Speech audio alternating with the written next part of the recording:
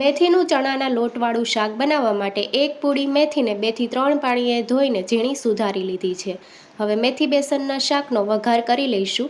પેનમાં 4 થી 5 ચમચી જેટલું તેલ ઉમેરશું। તેલનું પ્રમાણ થોડું વધારે રાખવું। વઘારમાં અડધી ચમચી આખું જીરું, ચપટી હિંગ, 8 થી 10 લસણની કળીને ઝીણી સુધારી લીધી છે। લસણને હલકું સાતળી લઈશું। હલકો કલર ચેન્જ થઈ ગયો છે। અડધી ચમચી હળદર પાવડર ઉમેરશું। હળદર પાવડર અગાઉથી ઉમેરવાથી શાકનો કલર સારો આવે છે। હવે ઝીણી સુધારેલી મેથી ઉમેરશું અને મેથીને 1 થી 2 મિનિટ માટે સાતળી લઈશું।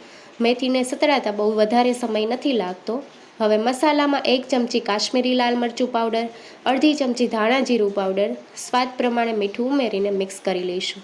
મસાલાને પણ અડધી મિનિટ માટે સાતળી લઈશું। મસાલા સારી રીતે સતળાઈ ગયા છે। સાઈડમાંથી તેલ પણ છૂટું પડવા લાગ્યું છે।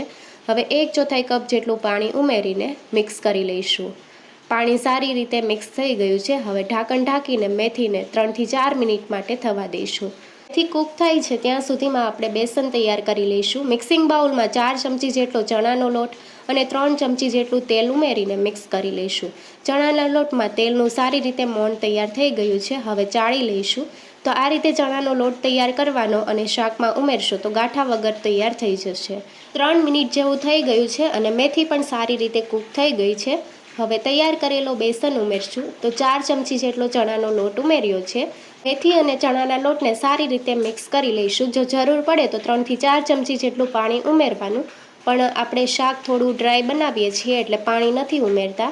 અને ચણાનો લોટ ઉમેર્યો છે એટલે હજી 4 થી 5 મિનિટ માટે થવા દઈશું। તો ઢાંકણ ઢાંકીને 3 થી 4 મિનિટ માટે કૂક કરી લઈશું। ગેસની ફ્લેમ મીડિયમ રાખવાની છે। 4 મિનિટ જેવું થઈ ગયું છે અને તેલ પણ છૂટું પડવા લાગ્યું છે। મેથી બેસનનું શાક તૈયાર છે। રેસીપી ગમી હોય તો ચેનલને લાઇક, શેર અને સબસ્ક્રાઈબ કરો। Thank you for watching.